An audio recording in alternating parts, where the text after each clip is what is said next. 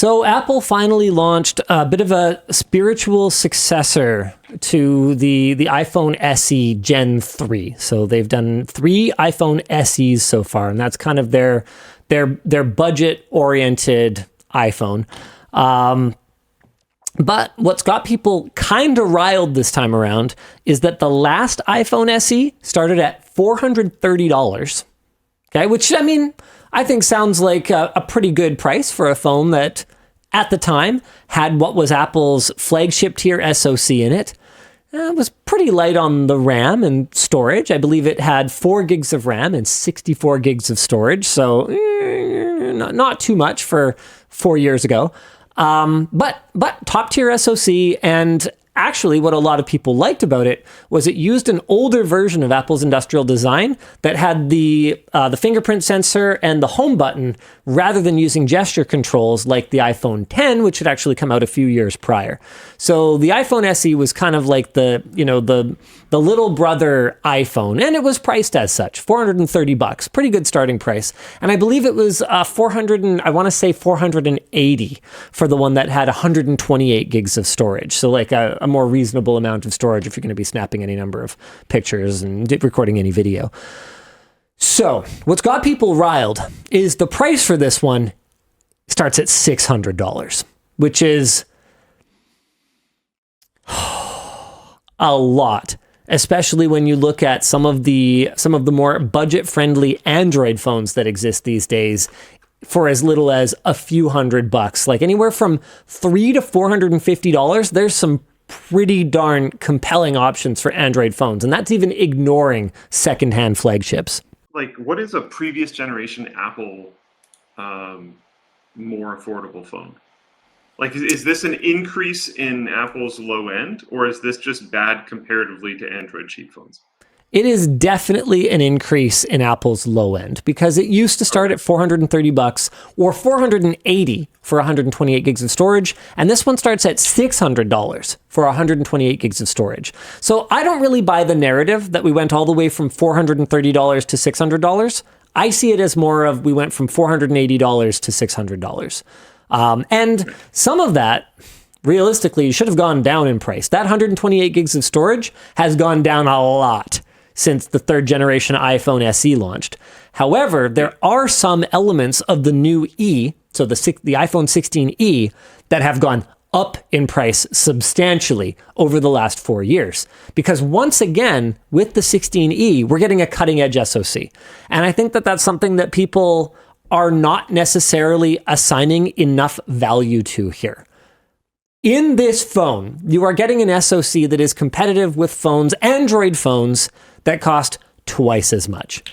Can you guys tell me an Android phone for $600 that has a top spec, absolute top of the line SoC in it? And there might be some, but I'm actually not aware of any. Go ahead, please, guys. Hit me with that. Unchained Blades asks, okay, but the question is, do you even need that SoC? And my answer is, not today. No. Today you don't. No, I disagree that the Pixel 8 Pro has a top-of-the-line SoC. It's not even 3 nanometer.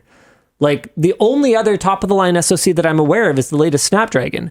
And those are not coming in at $600. Not that I'm aware of. Let me have a look here. Pixel 9 Pro XL. Because that uses processor. Let's have a look here. The Tensor G4. Yeah, Snapdragon 8 Gen 4 is the only other 3 nanometer chip that I'm aware of. And hold on, let me finish that thought from earlier. So, yeah, no, you don't need it today. But the point of the SE, or rather the E lineup, is not that you need that processor today. It's that Apple builds these platforms, these entry-level devices, for longevity. Because unlike a lot of the Android handset makers that are going to build these, $300, $400 phones, $500 phones even, Apple is committing, actually I don't think they commit, but Apple internally is committing to support this thing for probably somewhere between 6 to 8 revisions of iOS.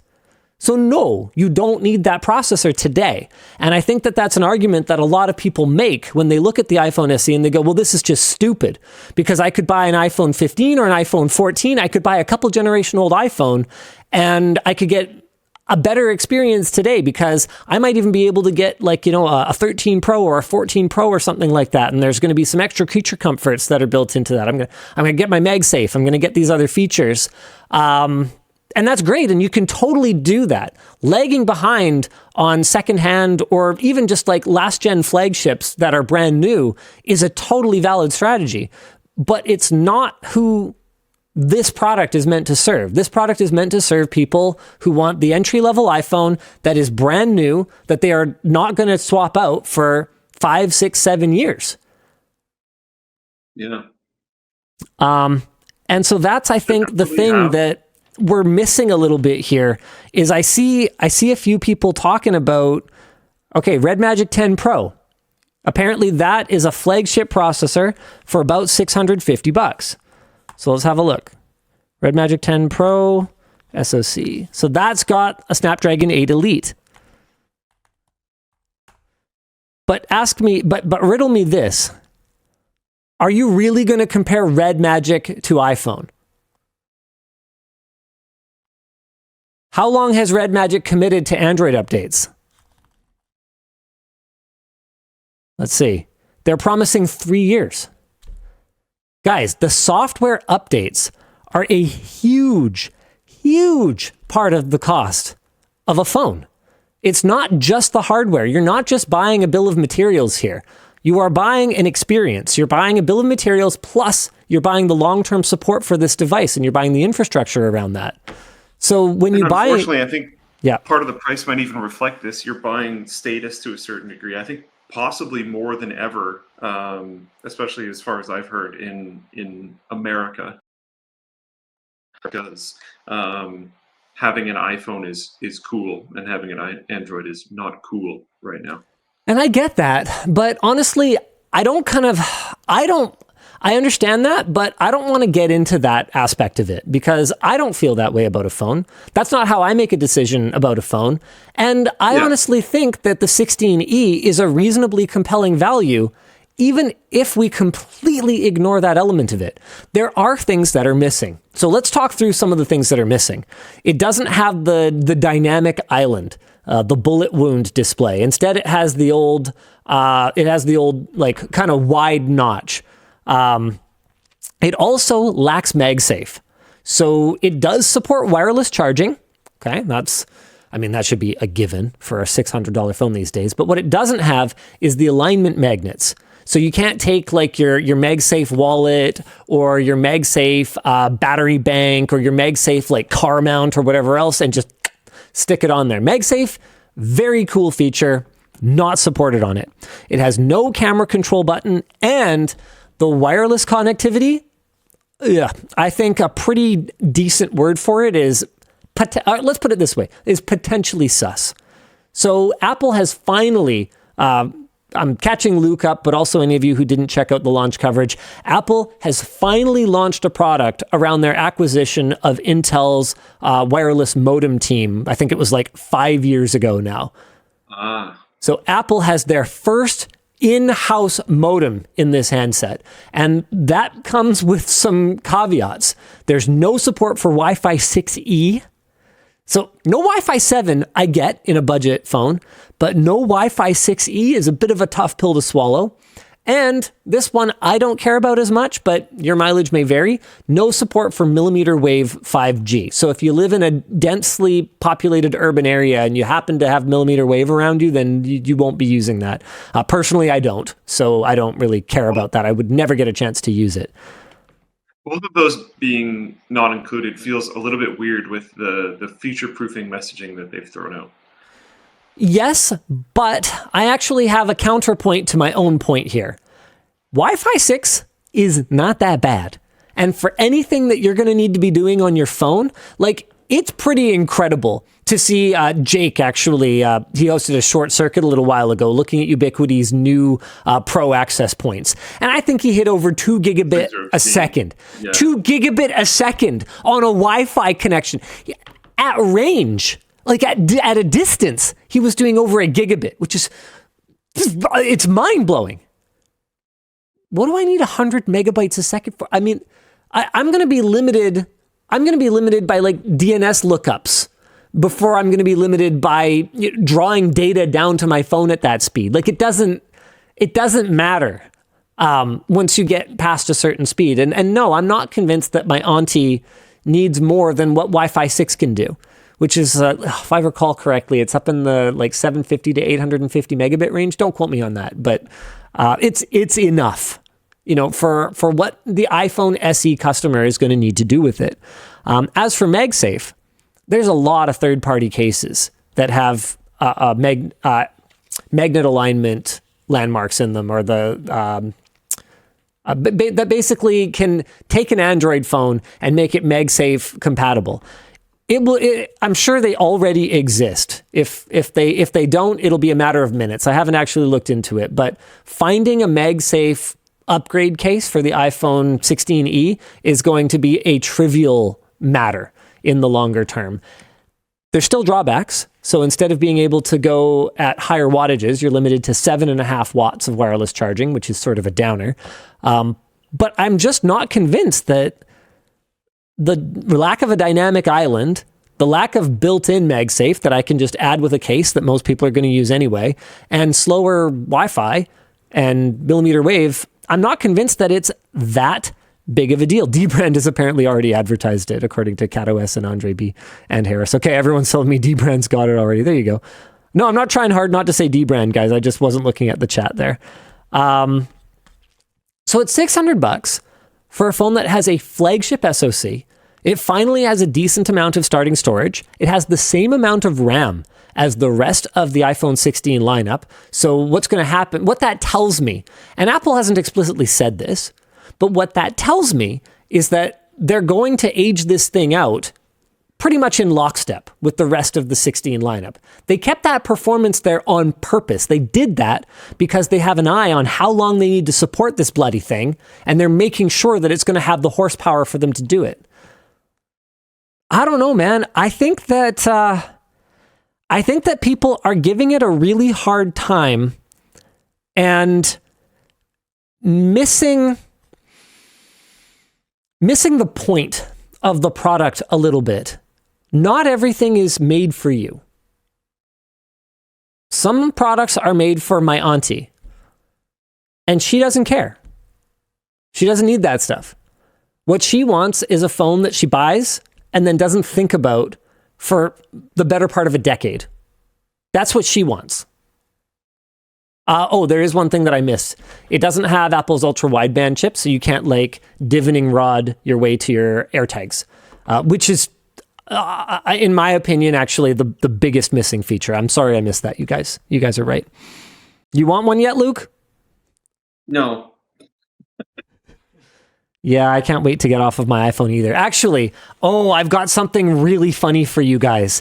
In my coverage of the iPhone 16e, one of the drawbacks that I brought up was what a steaming pile of dog crap iOS 18 is. And there was not one, but many comments, basically just accusing me of being a biased jackass who hates Apple. And so since that video launched, which was 2 days ago, I have collected a couple, not one, but 2 clips of my iOS 18 phone behaving in absolutely batshit crazy ways for your guys' enjoyment.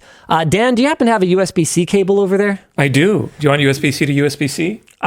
No, I want you to just ingest the last two clips. Okay. Last 2 video clips off of this thing. These are flipping wild. So I recorded them with my Note 9 because I didn't want to start screen recording on the iPhone in case it disrupted the weird, bizarre, buggy behavior that it was exhibiting. Ranma Chan says, I have 0 issues with iOS 18, lol. And that's great. And that's totally cool. And I'm super happy for you. That's absolutely incredible. I love it. But it doesn't change the fact that a lot of people do. And your lack of issues 100% does not invalidate the very real issues that I am running into with this bloody phone. It's driving me absolutely crazy. You know what you're going to switch to? You're not just going back yet to your Note, are you? It's the other phone that I carry right now, but no, I'm not going to. What I really want to use is that horrible Huawei trifold one that had all the breakage issues. But I heard that Samsung's going to be releasing a trifold. I'm kind of tempted. I sent you something. Yeah, you can start with the first one. Or something. Hold on a second. Dan's got the videos. Here we go. Oh, they're yeah. They're just the most recent camera videos. LG Wing, stop. I am never using the LG Wing again, you guys. That is absolutely not happening. And yes, Pugboy, I'd love to give the Sony Xperia some love. If anyone from Sony is watching this, okay, let me move the task switcher and back buttons around, and I'm so in. I'm in right now. I'm in yesterday. I'm done. I don't want to install some third-party weirdo thing. I just want you to just allow me to do that, and then I'm good. I'm ready to go. So ready. I'm with you on that, even if I'm a Sony fanboy. So ready. Not okay. All right, you got them? Yeah, it's just upside down. Okay, Yeah. Check this out. This is a first-party app. This is Safari. This is a first-party ass app. Just completely broken. Until I open up a text thing. Can you play that again? Yep. Yeah, go ahead, play that again. Just, what? I am not even, like, dude, I get all kinds of weird app crashes and strange behavior in, like, Gmail or like whatever, right? This is a first-party app. This was today. I don't know if you guys could see the date on it, but this was today. Okay, what else we got? The second one is a dark video. Yeah. Okay. Yeah, go for it. So I'm in Discord with Luke, and did you see me type? Can you see my keyboard at all? Where is my keyboard? What is happening right now? I can type, but it's not there. I must be holding it wrong, right, people? So you can tell that this is recent. This is since the release of that video because Luke and I are talking about the results of the big USA versus Canada game. So this is last night, I guess. There it is. It's back. I'm using the first-party keyboard. Guys, do not gaslight me and tell me that iOS 18 is not a buggy piece of shit.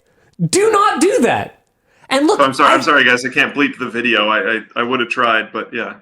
And look, I fully acknowledge that Android is a buggy piece of shit, and Windows is a buggy piece of shit. Everything is a buggy piece of shit, including iOS. No, I'm not even mad, guys. I'm not even mad because honestly, it's not. Yeah, it's not that much worse than like anything else.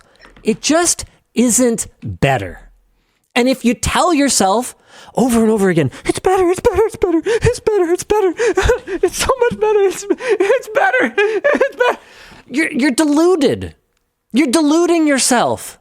It's not better. It's buggy garbage like everything, and we should be honest about it so that we can have these conversations. Let's have these conversations. Let's push these manufacturers to do better, but we can't do that if we just go la la la. No, it's good enough. La la la. Like we can't have these conversations. That's it. That's all I have to say about that. So if you commented on that video going, Linus, I don't know what you're talking about. iOS 18 is perfect. Maybe you're a really light user. You don't use the browser. You don't use the keyboard. Honestly, or they just don't run into problems. Like I've had problems with. I had a ton of problems with this Pixel phone when I first got it, and now I have practically none. I don't know what happened. Nothing really changed. I just don't have the same problems anymore. It's been a tradition for me that like the other people that I know that have Pixel phones will have other various random issues, and I won't have the same ones at all, but I'll have a totally different subset of random issues that they won't have. So I don't know. Bazag in Floatplane chat said some very true words here. Floatplane is the only 100% bug-free software. That's true. He can't even meme it. yeah, for sure, dude. Yeah. No, definitely. Nothing is perfect. Nothing is perfect, but pretending it is not healthy, is all I'm trying to say. It's perfect on Firefox. Yeah. Linus, do you want your phone back?